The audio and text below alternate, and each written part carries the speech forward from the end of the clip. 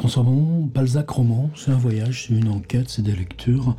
On est parti, et pour moi, la surprise, là, c'est pour ça que je fais une mise en place un petit peu là, non pas à l'arrache, parce que ça mature depuis tellement de temps, mais c'est un projet qui est destiné à rester longtemps en ligne avec son arborescence, avec un livre qui servira de carte, d'index, tout ça. Donc là, pour l'instant, pour moi, c'est découvrir, là, à la main, comment ça s'organise. Et par exemple, quand j'ai un autre projet en cours, et les deux vont aller de pair, un monument Rabelais, les croisements Rabelais et Balzac. Vous savez que c'est évidemment une ligne de force aussi privilégiée. Le parti pris, c'était de s'embarquer dans les lectures, mais de les commenter en même temps. Je fais ça aussi pour Lovecraft. Et là, Balzac, ça s'est fait comme ça. C'est-à-dire l'envie de dire, je donne le texte tel quel. Hier, c'était Louis Lambert. Bon, en lecture intégrale, il aurait fallu, je pense, 3h30, mais il y a tout ce premier volet, plus autobiographique, avec le collège de Vendôme. Bon, donc ça s'est appelé 2 heures dans Louis Lambert, alors que le chef-d'œuvre inconnu, lui, je l'ai lu en entier. Et aujourd'hui, c'est Adieu que je vais lire en entier.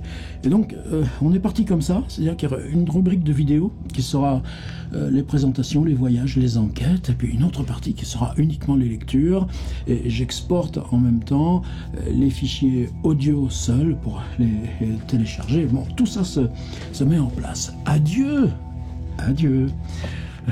Alors, récemment, voilà, c'était simple, c'était le 18 octobre 2024, les 50 ans de l'écriture de la tentative d'épuisement d'un lieu parisien de Pérec. J'avais été invité à l'ICP, Institut catholique de Paris, là, juste à côté de la place Saint-Sulpice, justement.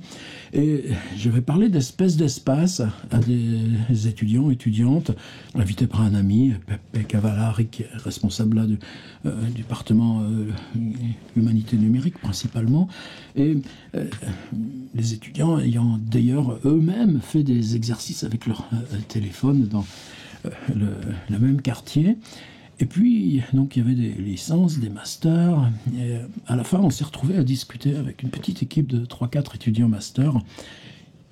Évidemment, la première question, c'est sur quoi tu travailles. Et une fille là, qui avait été très réactive dit, moi, je travaille sur la folie des femmes telle qu'elle s'écrit dans les romans du 19e. Ah bon, et ton corpus, c'est quoi? Bon, évidemment, on a parlé d'Aurélia de Nerval et du rapport d'Aurélia à Nerval lui-même. Je suis même conseillé d'aller voir Laure Murat, la maison du docteur Blanche. Et puis il me dit, un truc de Balzac que personne connaît, Adieu. Alors là, j'ai dit, non mais Adieu, personne connaît. Alors, je lui ai donné la preuve que Adieu, non, je connaissais bien.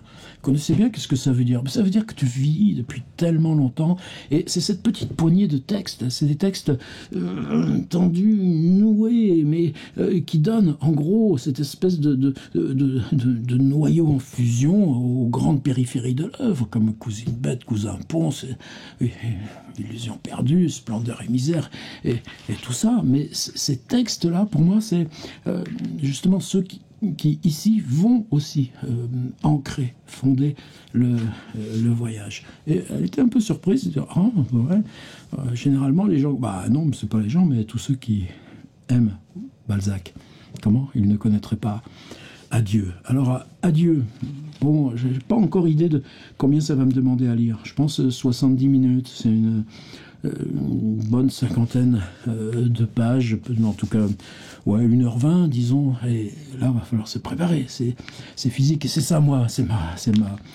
ma récompense. Adieu, c'est un triptyque. Au milieu, une scène de vie militaire. C'est Balzac qui appelait ça comme ça. Il a vendu, parce que c'est lui qui démarche, il fait son propre voyageur de commerce, à une revue qui s'appelle La Mode, en 1830, je crois que c'est 5, 15 mai, 1er juin, ou 15 mai, 1er juin, les deux, la publication dans 2 numéros successifs. Un petit peu avant, il leur a proposé aussi El Verdugo, une autre nouvelle, Scène de la vie militaire. Ben oui, mais ça, c'est pas ailleurs que l'air du temps. C'est Un oncle par alliance de la comtesse de Ségur.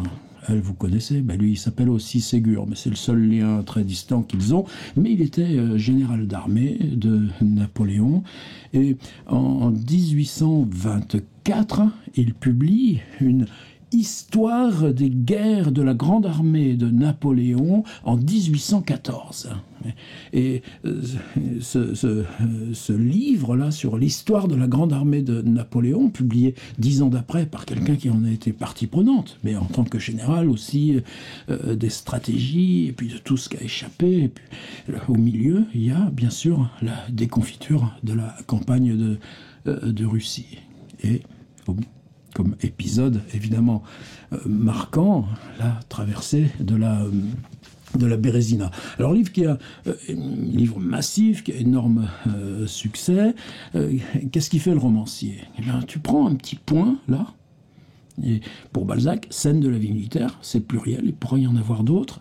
Il ne sait pas encore au départ qu'il va ensuite la laisser migrer là dans les études philosophiques, c'est-à-dire que le rapport à l'intériorité des êtres, la folie, la mort, ouais, parce que là, adieu, c'est pas léger de ce point de vue-là. C'est ce qui va devenir le lieu littéraire, l'instance littéraire du récit, plutôt que simplement faire revivre un épisode militaire. Mais je vends tout de suite le spoiler dans ce triptyque qu'est Adieu.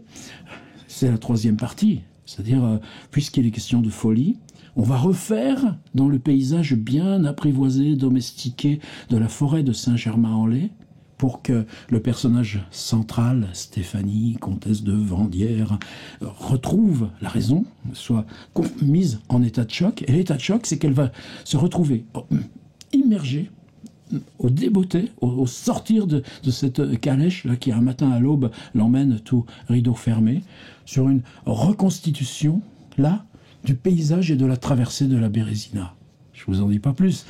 Mais cette construction de représentation, c'est comme si c'était déjà une mise en abîme. Qu'est-ce que fait Balzac par rapport à la source, là, prise des détails qu'il apprend chez Comte de Ségur? En gros, tous ces hommes qui sont tellement fatigués qu'ils veulent plus aller plus loin, qui se bloquent ici alors que les Russes vont débarquer, et que l'armée française incendie ce qui les entoure, là où ils sont, pour les forcer à traverser, même si le pont va s'écrouler et que ce sera... Okay, bon, ça, le détail, vous irez voir dans le livre. Mais qu'est-ce que fait Balzac? Il représente, d'après un événement historique, source, ils ont construit une représentation littéraire, ce que fera aussi Chateaubriand dans le passage des Mémoires d'Outre-Tombe à la mort de Napoléon, quand il refait cette espèce de biographie de Bonaparte incluse dans les Mémoires d'Outre-Tombe. Et on a comme ça, à distance, ces refabrications de l'histoire, mais quand la nouvelle devient elle-même l'installation, la préparation, quoi? C'est un décor de film.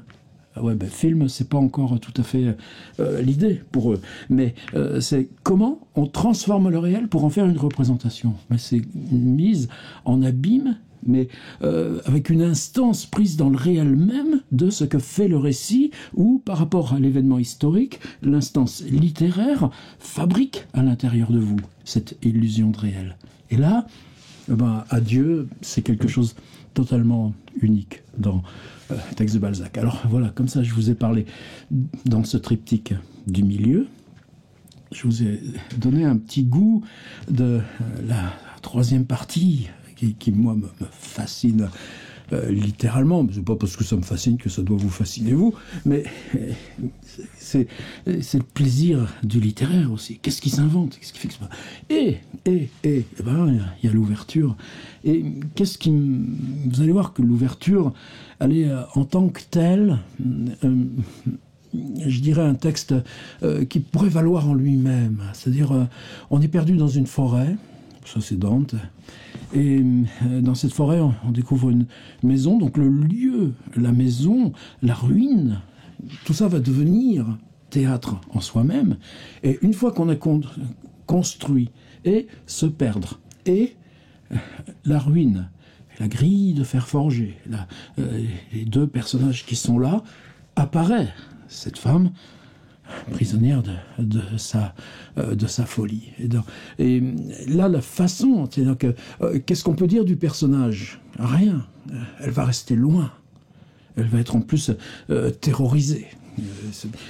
Et le personnage principal, bon, il n'y a pas de secret, c'est son ancien amant. Ils ont été séparés justement dans la traversée de la Bérésina. On est en 1819. On est donc Bérésina, c'est 1812 si je me trompe pas, ou 1814. Restons dans ces eaux-là c'est pour ça qui nous intéresse. Mais donc la ruine, la distance, et ça veut dire que pour dire le surgissement de cette femme prisonnière de sa folie, d'une folie qui ne tient pas à elle, qui tient à ce qu'a placé en elle à une échelle totalement insurmontable le hasard, la violence de l'histoire collective, la déroute napoléonienne dans la retraite de Russie. Mais pour dire cette folie, on dit se perdre, on dit la forêt.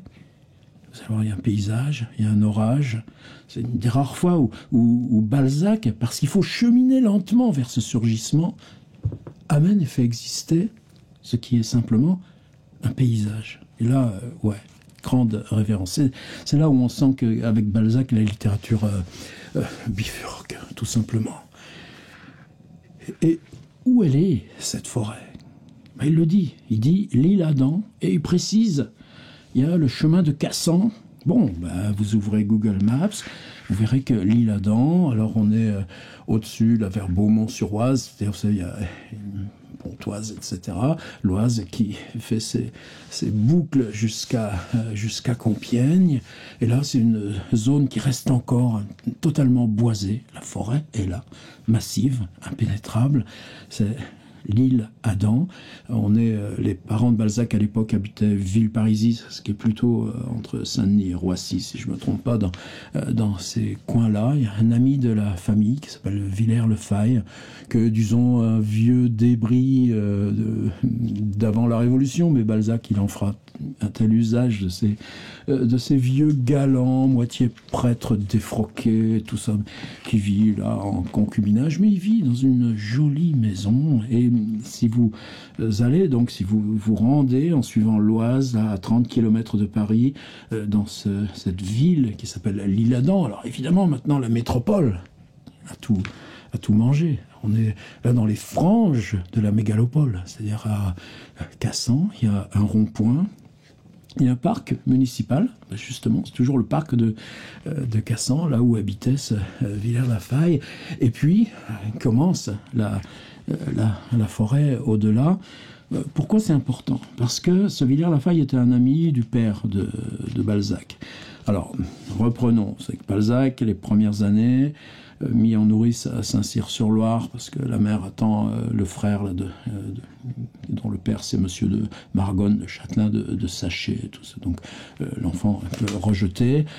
Quand il a 5 ans, on le fait venir à Tours. Alors il est à 200 mètres de chez ses parents, rue de la Sellerie, dans une maison en gros qui sert d'école primaire.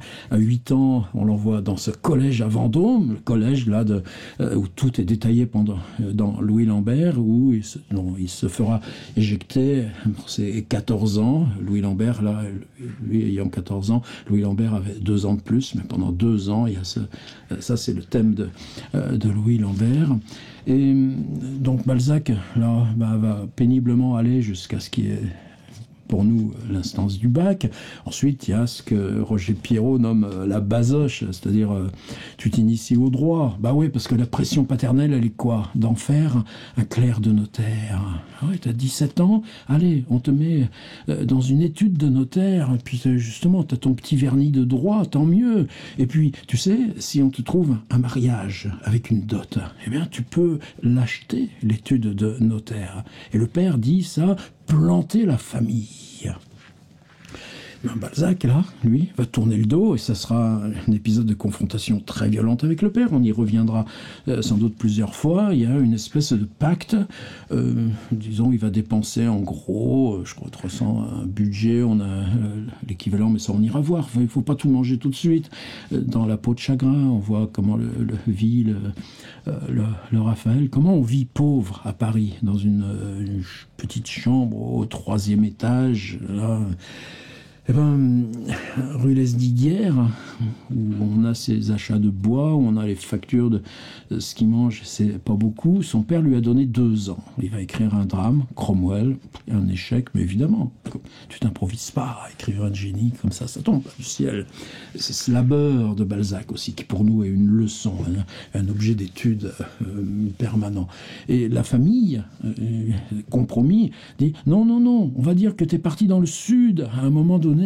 Et, Balzac doit, je pense que c'est pour les fiançailles de sa sœur ou je sais pas quoi, on envoie une lettre à quelqu'un qu'on connaît à Clermont-Ferrand pour que la lettre d'Honoré soit postée de Clermont-Ferrand, parce qu'il serait totalement inavouable dans cette famille de dire que le fils aîné, et puis dont on espère que peut-être bien une fois qu'il aura fini ses grandes vacances dans la mansarde parisienne, eh bien ça y est, il va se résoudre à entrer dans une employée, comme dans le roman Les Employés, dans l'étude de notaire, et on en a des notaires à foison dans la comédie humaine, eh bien, non, on prétend qu'il est parti en voyage dans le sud, dans la famille.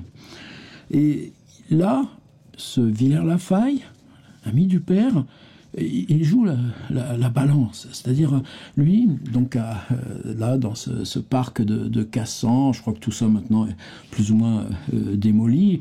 C'est un petit château quoi, il y a des petites gentilhommières comme il y en a tant partout dans les alentours de Paris. Et puis il y a toujours un parc, et dans les parcs, il y a ça tout le temps aussi. Il y a toujours un petit pavillon de garde-chasse. Oh, la chasse, c'est la passion de ce Villers-le-Bel et de Villers-la-Faille. Et dans ce petit pavillon là de garde-chasse ou de concierge, etc., il le laisse à disposition du jeune Honoré l'été. Il va venir en 1817, en 1819, en 1920. Et il appellera ça mon paradis de l'île Adam. Ah ouais, parce que il est tout seul, on lui fout la paix. Il est en plein parc, il a sa petite chaumière, les forêts, la forêt, les chouettes et les oiseaux. Et puis il y a le soir, il va tenir compagnie au vieux bonhomme et sa compagne. Et puis il a les histoires d'avant la Révolution, les histoires de la traversée napoléonienne, et puis les petits cancans, et puis il a une bibliothèque, ce monsieur. C'est là que Balzac va découvrir Buffon. Alors c'est seulement en 1820, il va entreprendre, là on en a quelques traces dans la correspondance, de ranger la grande bibliothèque de ça. Voilà, c'est ça le paradis de... Eh bien, je reviens à mon triptyque d'adieu. La première partie d'adieu, c'est là. On se perd dans la forêt, à quelques centaines de mètres de Cassan. Et c'est là qu'il y a ces bons hommes, une ruine, maison inhabitée. Est-ce qu'elle existait à l'époque? Apparemment, je crois, d'après ce que j'ai bouquiné, il y avait vraiment un lieu inhabité dans la forêt, qui est une ancienne maison, probablement ancien, parle d'occupation par les moines, ancien genre d'ancien couvent, petit, mais liquidé à la Révolution, et resté tel depuis. Et puis ensuite, faut pas chercher plus. Alors c'est dans l'air tout ça, et ça aussi, c'est pour moi ce qui est important, c'est ça. Comment il s'appelle le gars? Attendez, je vais rechercher ça très vite. Donc cette histoire de la Grande Armée 1812-1814 paraît par le général de Ségur en 1824. Eh bien, dès 1826, il y a un gars qui s'appelle Émile Delbrot qui reprend justement l'épisode phare, la traversée de la Bérésina, parce qu'il a lu chez Ségur un paragraphe où il parle du fait que beaucoup d'officiers étaient accompagnés de leur épouse ou de leur maîtresse, selon, mais que donc ces femmes, elles, qui parfois même avaient leurs bijoux, leurs valeurs, avaient compté comme ça une espèce de camp itinérant, sont prises au piège et évidemment sont les victimes encore plus écrasées. Mais Napoléon, c'était... en gros, il y avait un tiers d'origine française, tout le reste, une grande congrégation de mercenaires. Mais ce Émile Delbrot avait repéré ce passage et avait fait un roman qui s'appelle, comment deviner, La traversée de la Bérésina.